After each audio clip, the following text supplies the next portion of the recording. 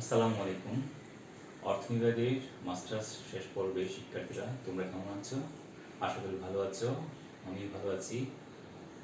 আমরা আজকে তোমাদের ব্যষ্টিক অর্থনীতি বিষয়ে একমাত্রিক কার্যক্রম অধ্যায়টির সিমপ্লেক্স পদ্ধতি নিয়ে আলোচনা করব। অর্থাৎ সিমপ্লেক্স পদ্ধতির মাধ্যমে একটি একমাত্রিক কার্যক্রম সমস্যার সমাধান নিয়ে আলোচনা করার চেষ্টা করব। এই একমাত্রিক কার্যক্রম অধ্যায়টি অর্থনীতির সম্মান দ্বিতীয় বর্ষে গাণিতিক অর্থনীতি বিষয়টাতেও রয়েছে, তারাও এটার মাধ্যমে উপকৃত হতে পারে।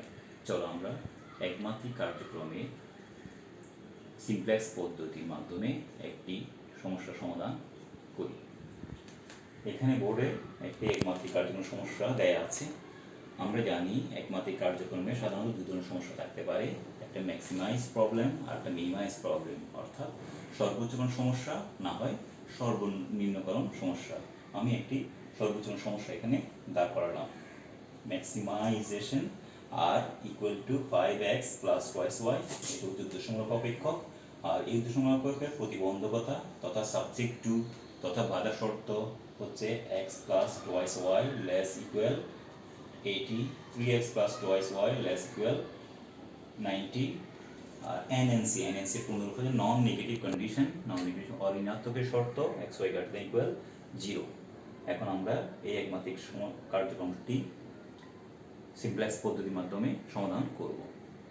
এখানে প্রথমে আমাদের দেখতে হবে বাধা শর্ত কয়টি, অর্থাৎ সাবজেক্ট টু কয়টি। সাবজেক্ট এখানে দেয়া আছে দুইটি। এখন এই সাবজেক্ট টু যতটা আছে আলগা চলক ততটা নিয়ে আসতে হয়। আলগা চলক ম্যাক্সিমাইজেশন প্রবলেমের ক্ষেত্রে আলগা চলকের নাম হচ্ছে ঘাটতি চলক, আর মিনিমাইজেশন প্রবলেমের ক্ষেত্রে আলগা চলকের নাম হচ্ছে উদ্বৃত্ত চলক। যেহেতু আমাদের এটা ম্যাক্সিমাইজেশন প্রবলেম, সেহেতু এখানে ঘাটতি চলক আনা হবে। এখানে বাধা শর্ত যখন যত, ঘাটতি চলকও তত হবে। বাধা শর্ত দুটি হওয়ার কারণে ঘাটতি চলক হবে দুটি। ধরি ঘাটতি চলক সমূহ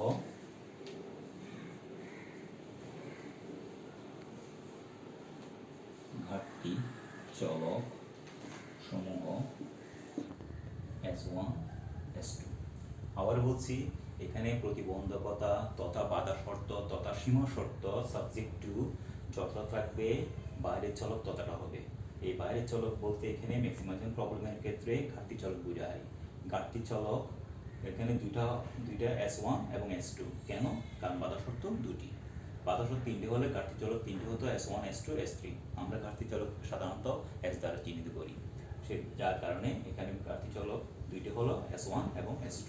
এখন আমরা বাধা শর্ত সমূহকে অসমতা আকারে দেওয়া আছে। অসমতা হয় লেস দেন ইকুয়াল টু আকারে থাকে, না হয় গ্রেটার দেন ইকুয়াল টু আকারে থাকে। সাধারণত ম্যাক্সিমাইজেশন প্রবলেমের ক্ষেত্রে অসমতাকে লেস দেন ইকুয়াল টু, আর মিনিমাইজেশন প্রবলেম হলে এটা হবে গ্রেটার দেন ইকুয়াল টু।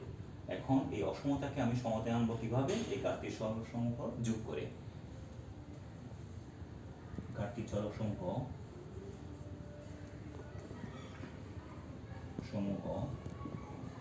যোগ করে সমতায় এনে পাই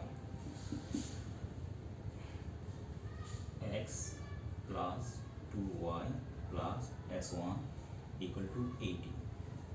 প্রথম বাধা শর্তে অসমতাকে সমতা আনলাম কিভাবে? প্রথম ঘাটতি চলক যোগ করে। আবার দ্বিতীয়টার সাথে দ্বিতীয় ঘাটতি চলক যোগ করব। 3x plus twice y plus S2 equal to 90। প্রথম বাধা শর্তের সাথে S1 যোগ করলাম, দ্বিতীয় বাধার সাথে S2 যোগ করলাম এবং অসমতা সমতায় রূপান্তর হলো। এখন আমরা এই ঘাটতি চলক সমূহ সমান চিহ্নের বাম পাশে রেখে বাকি অংশটাকে পক্ষান্তর করব। এখান থেকে আমরা পাই বা S1 equal 80 minus x minus twice y, আর দ্বিতীয়টা থেকে পাচ্ছি বা S2 equal to 90 minus 3x minus 2y। প্রথম বাধা শর্ত থেকে S1টা সমানচিহ্ন বাম দিকে রেখে বাকি অংশটাকে পক্ষান্তর করলে এটা পাবো। দ্বিতীয় অংশ থেকে S2 বাম সমানচিহ্নের বাম পাশে রেখে বাকিটা পক্ষান্তর করলে এটা পাবো। এখন আমরা এই দুইটা অংশের সাথে উদ্দেশ্যমূলক অংশ একত্রে উপস্থাপন করি।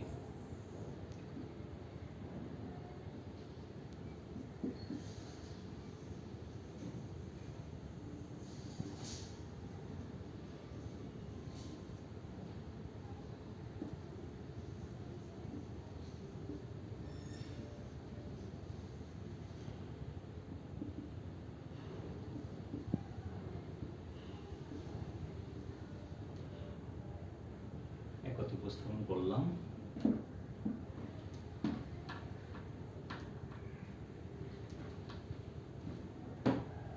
S1 S2 আগের মতো আছে, 80 minus x minus twice y, S2 equal to 90 minus 3x minus twice y, R equal to ছিল 5x plus twice y। এই জিরো আনা আর না আনা কি কথা, আমি আমাদের এই যে S1 এবং S2 এর মধ্যে প্রথমে ধ্রুবক মান বা নির্দিষ্ট মান আছে বিদায় ধ্রুবক মান বা নির্দিষ্ট মান বোঝানোর জন্য জিরো বসালাম, অর্থাৎ এটাকে সুন্দর উপস্থাপনের জন্য এই অংশটা সাজালাম। এবার আমরা অংশ থেকে বক্স ম্যাট্রিক্স সারণী নিয়ে আসবো। বক্স ম্যাট্রিক্স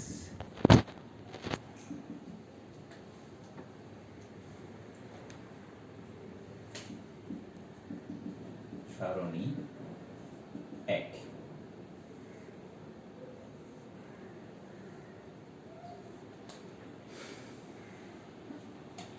সমান চিহ্ন বাম দিকে আছে R1 S1 S2, ডান দিকে XY 1 XY।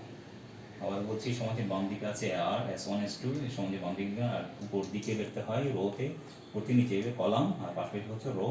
তাহলে x আর y তো আছে, আর নির্দিষ্ট মান বোঝানোর জন্য 1, 1টা কি স্থির মান কলাম,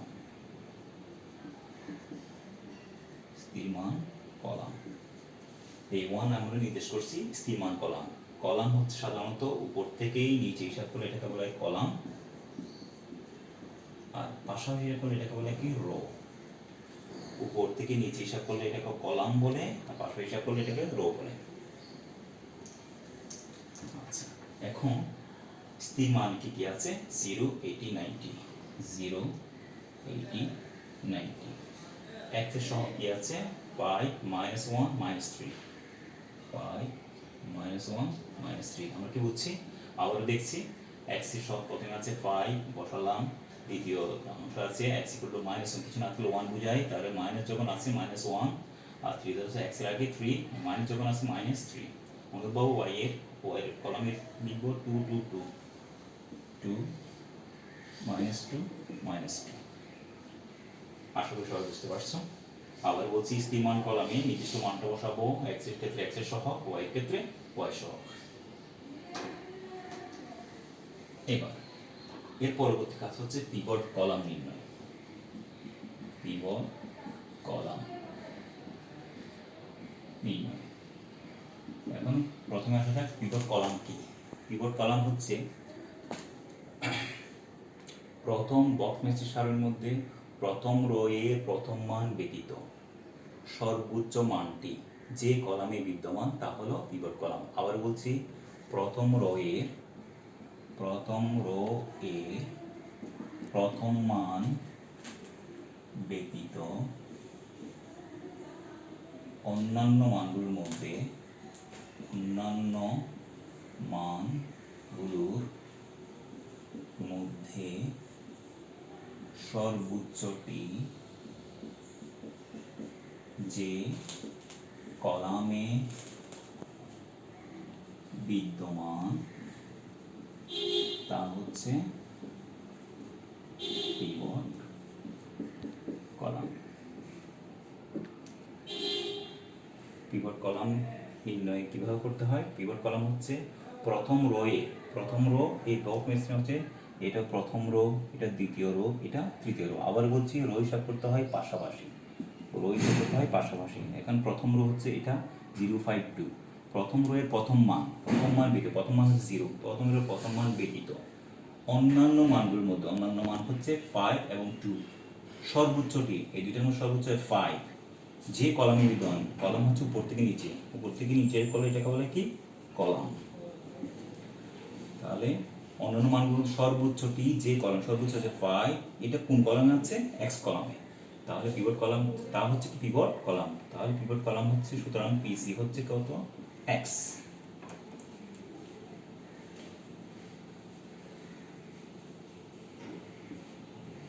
আবার বলছি একটু সবাই খেয়াল করো, প্রথম রো এর প্রথম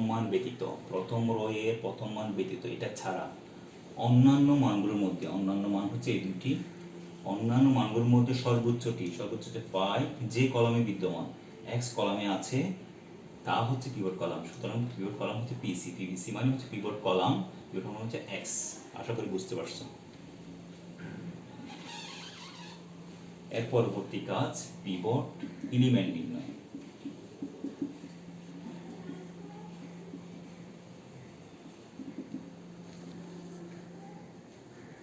পিভট কলাম আমরা একটু মুছি একটু।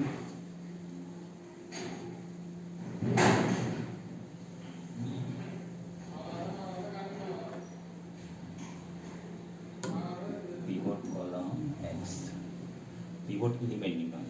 প্রথম কথা হচ্ছে পিভট কলামের মধ্যে পিভট এলিমেন্ট থাকে, পিভট কলামের মধ্যেই পিভট এলিমেন্ট থাকে। তাহলে পিভট কলাম পেয়ে গেলাম আমরা, এটা এই এক্স কলামটা পিভট কলাম, এটার মধ্যে পিভট এলিমেন্ট থাকবে।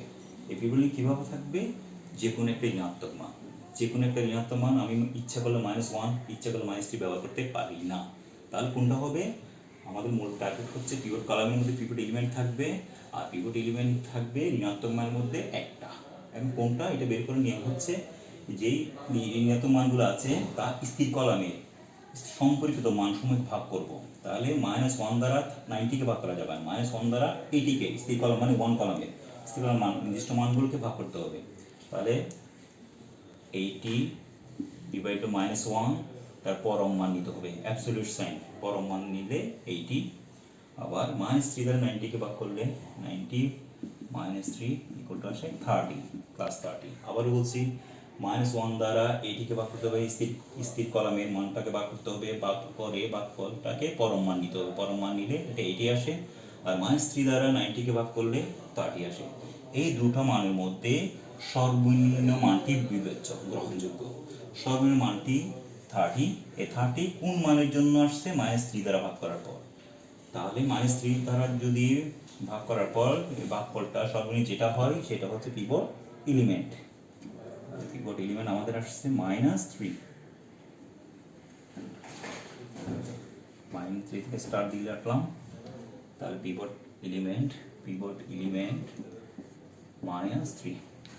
তাহলে পিভট কলাম গেল, পিভট এলিমেন্ট গেল, আশা করি বুঝতে পারছো। এরপর পিভট রো, পিভট রো হচ্ছে পিভট এলিমেন্ট যে রোতে বিদ্যমান তা হচ্ছে পিভট রো। আবার বলছি পিভট এলিমেন্ট যে রোতে থাকে তাই হচ্ছে পিভট রো। পিভট এলিমেন্ট হচ্ছে -3, এই -3 কোন রোতে আছে? S2 রোতে। আবার বলছি পিভট এলিমেন্ট হচ্ছে -3, এটা কোন রোতে? এই রোটার নাম হচ্ছে S2 রো। রো হচ্ছে পাশে হিসাব করলে রো, তাহলে S2 হচ্ছে পিভট রো। পিভট এলিমেন্ট যে রোতে থাকে তা হচ্ছে পিভট রো।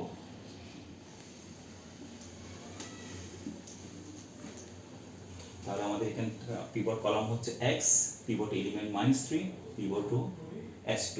অর্থাৎ পিভট রো সম্বন্ধে একটু নিচে নোট করে দিলাম। পিভট এলিমেন্ট যে রোতে থাকে, পিভট এলিমেন্ট -3 যে রোতে থাকে তাই হচ্ছে কি? Pivot rho.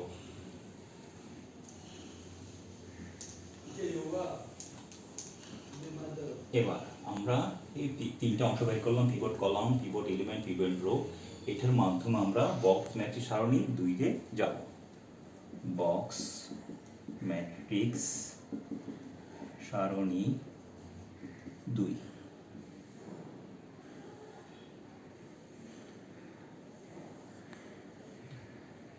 প্রথমে আর এর মতো থাকবে, এখানে এই দুটো অংশ একটা অপরটা জায়গায় যাবে, x যাবে S2 জায়গায়, S2 যাবে x এর জায়গায়। তাহলে S1 ঠিক থাকবে, আর S2 জায়গায় আসবে x, অনুরূপভাবে উপর দিকে 1, তাহলে x এর জায়গায় যাবে S2 আর y এর জায়গায়।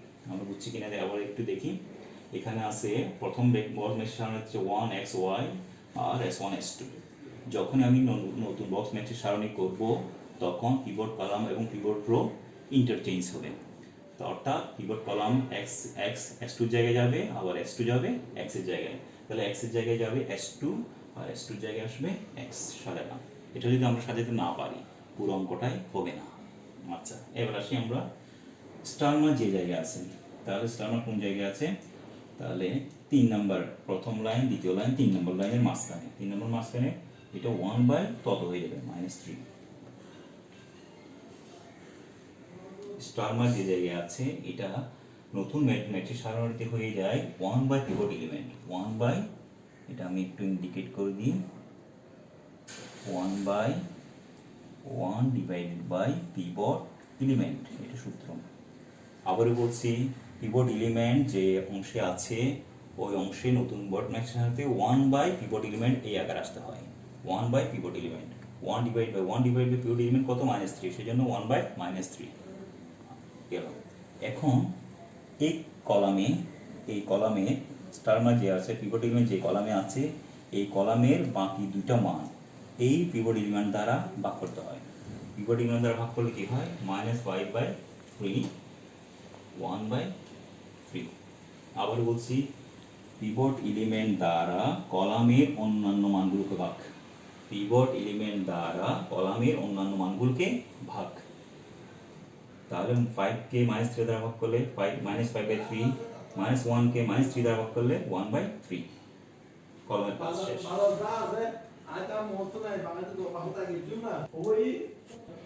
হ্যাঁ, আবার বলছি, পিভট এলিমেন্ট দ্বারা কলামের অন্যান্য মানগুলোকে ভাগ করতে হয়। 5কে -3 দ্বারা ভাগ করলে -5/3, -1কে -3 দ্বারা ভাগ করলে 1/3। একটু মনোযোগ দাও সবাই। এবার কলামের কাজ শেষ, -3 দ্বারা কলামের কাজ শেষ। এখন -3 দ্বারা রো এর অন্যান্য মানগুলোকে ভাগ করতে হবে। কীরকম ভাগ করতে হবে? কলামকে সবসময় নেগেটিভ যে মানটা আছে ওই অংশ দ্বারা ভাগ করতে হয়, আর রোকে ওইটার পজিটিভ মান দ্বারা ভাগ করতে হয়। পজিটিভ মান হলে +3, দ্যাট ইজ 3 দ্বারা ভাগ করতে হয়। তাহলে 90কে 3 দ্বারা ভাগ করলে 30, আর -2কে 3 দ্বারা ভাগ করলে -2/3। রোকে কলামের মানগুলোকে পিভট এলিমেন্ট দ্বারা ভাগ করতে হয়, আর ওর মানকে এলিমেন্টের পজিটিভ মান দ্বারা ভাগ করে, এলিমেন্টের পজিটিভ মান দ্বারা ভাগ করতে হয়। অর্থাৎ 3 দ্বারা ভাগ করলে 90কে 30 আসবে, আর -2কে 3 দ্বারা ভাগ করলে -2/3। এবার আমরা এই মানগুলো বের করব। আমরা সাধারণত ম্যাট্রিক্সে জানি এরকম A11 প্রথম, A11, A12, A13। A11 প্রথমটা যদি A1 দিয়ে শুরু হয়, A11, তারপরটা A12, তারপরটা A13, এরপর থাকলে A14। তো দ্বিতীয় লাইনে A21, A22, A23, তৃতীয় লাইনে A31, A32, A33।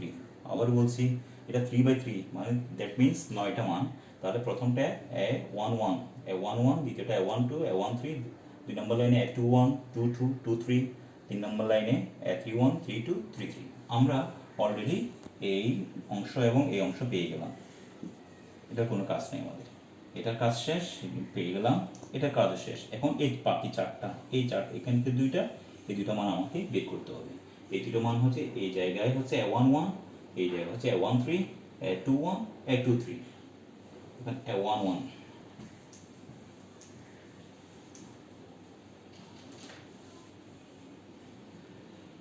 A11 বের করি। A11 এর জায়গায় প্রথমে আছে 0, মাইনাস এর সূত্র। A11 বের করার সূত্র হচ্ছে 0 থেকে এলিমেন্টে চলে যাবো, এটা সূত্রের মাইনাস, এখানে স্টার মার্ক চলে যাবে, স্টার মার্ক হচ্ছে নিচে থাকবে। আবার বলছি যে A11 এর জায়গায় এটা A11 যত আছে প্রথম বক্স ম্যাট্রিক্স সারণীতে 0 বসাইলাম, সূত্রের মাইনাস দিব, মাইনাস দিয়ে তারপর এখানে নিচের অংশ থাকবে পিভট এলিমেন্ট। এখন এই দুইটার সম্পূর্ণ বিপরীত হচ্ছে, সম্পূর্ণ বিপরীত মান দুটা নিয়ে আসবো, সম্পূর্ণ বিপরীত 5 এবং 90, 5 গুণন 90। আবার বলছি, 0 থেকে আমি -3তে এরকম একটা দাগ দিব, যতটুকু মনে দাগ দিব ততটুকু একটা যোগান রেখা। এটা চাহিদা রাখ মনে করলে এটা যোগান রেখা, এটা যতটুকু এটাও ততটুকু। আমি এভাবে করে এটাকে এভাবে দিতে পারি না, তাহলে এখানে যতটুকু দাগ এখানেও ততটুকু দাগ। আর অন্যভাবে বললে এটা 0 থেকে -3 দিলাম, 0 থেকে -3 এখানে মনে রাখবো, আর এটার বিপরীত সম্পূর্ণ বিপরীত আটটা রাখতে হবে 5 আর 90, 5 গুণ 90 সম্পূর্ণ বিপরীত। এখন এটার মান আসে কত? মান আসে প্লাস 3 30 90, 5 30, 150, 3 30 90, 5 30, 150, মাইনাস হচ্ছে প্লাস। A11 মান 150। তারপর এখন লাগবে A11 গেল, A12 গেল, তারপরটা A13 জায়গায় আছে 2 থেকে সূত্রের মাইনাস, আবার -3, -3 পিভট এলিমেন্ট। এই দুটো সম্পূর্ণ বিপরীত হচ্ছে এই দুইটা, 5 গুণ -2। 2 থেকে 1 1 3 জায়গায় আছে 2 থেকে এলিমেন্টে যাব, স্টার মার্কে যাব, স্টার মার্ক থেকে মনে মনে একটা দাগ দিব। এটা সম্পূর্ণ বিপরীত হচ্ছে 5 × -2। তাহলে 5 × -2, এটা কাটা মাইনাস মাইনাস কাটা, তাহলে 2 বিয়োগ 10 ডিভাইড বাই 3, 5 দুগুণে 10, 3, 10 করলে 3 6 10 আসে কত? -4/3। তাহলে -4/3, এটা ক্যালকুলেশন করলে -4/3 আসে। এরপর তাহলে A11 A12 A13 গেল, A21 A23 লাগবে। A21 এর জায়গায় আছে এইটি, এইটা A21 2 2 2 3, এখান থেকে স্টার মার্কে চলে যাব, বিয়োগ -3, এই দুইটা সম্পূর্ণ বিয়োগ হচ্ছে, এই দুইটা 90 গুণন -1, তাহলে করলে -1 প্লাস 3 90, 80 মাইনাস 3 কত? 50, 390 কাটা গেলে 30 মাইনাস প্লাস 8 থেকে 30, 8 3 5 50 বসালাম A21। তারপর আরেকটা হচ্ছে মুছি, A21 A23, 21 2 2 2 3, 2 3 লাগবে, 2 3 জায়গায় আছে -2 -3, -2 থেকে -3 এই সম্পূর্ণ বিপরীত হচ্ছে -1 × -2। আবার বলছি -2 থেকে -3 যাব, -3 এই দুইটার বিপরীত হচ্ছে -1 × -2, করলে কি হয়? -2 2/3। এখানে কয়টা মাইনাস? একটা, 1 2 3 4, যোগ সঙ্গে মাইনাস প্লাস, রসগোল্লা করলে 3 2 6 2, -4/3, -4/3।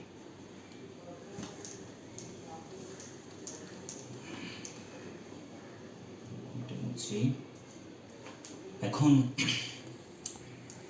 প্রায় কাজ শেষ। এখন আমাদের অঙ্কের সমাধান অর্থাৎ একমাত্রিক কার্যক্রম সিম্পলেক্স ম্যাথের সমাধান শেষ কিনা যাচাইয়ের একটা পদ্ধতি আছে। পদ্ধতিটা কি? প্রথম রোয়ের প্রথম মান ছাড়া, প্রথম রোয়ের প্রথম মান ছাড়া বাকি মানগুলো নেগেটিভ বা 0 আসলে অঙ্ক শেষ। নেগেটিভ বা 0 আসলে অঙ্ক শেষ, ঋণাত্মক বা 0 আসলে অঙ্ক সমাধান শেষ এখানে। অর্থাৎ এখানে যেহেতু প্রথম রোয়ের প্রথম মান ছাড়া 150 ছাড়া এটাও মাইনাস এটাও মাইনাস, তার মানে আমাদের অঙ্কের সমাধান শেষ। এখন নির্ণয় সমাধান কীভাবে লিখবো? কাম্য সমাধান, নির্ণয় কাম্য সমাধান। প্রথমে সাজায় ফেলি R X Y S1 S2। আগে আমরা প্রশ্নের যে অংশগুলো আমরা সাজিয়েছিলাম প্রথম দিকেই আর আসছিল উদ্দেশ্যমূলক একক, XY প্রকৃত চলক, আর S1 S2 হচ্ছে ঘাটতি চলক। পর্যায়ে সাজালাম। এখন কিভাবে মানগুলো বসাবো? প্রথমে এই অংশের মাধ্যমে, এই অংশের মধ্যে যা পাশে আছে তাই লিখবো। R = 150, S1 = 50, X = 30। আবার বলছি, এইদিকে ম্যাক্সিমাম প্রবলেমের ক্ষেত্রে সমান বাম দিকের অংশে R = 150, S1 50, X = 30, বাকিগুলো 0 বসাতে হয়, এটাই নিয়ম, বাকিগুলো 0। তো আমাদের এই হচ্ছে নির্ণয় বা কাম্য সমাধান, নির্ণয় সমাধান। এখন আমাদের প্রশ্নে ছিল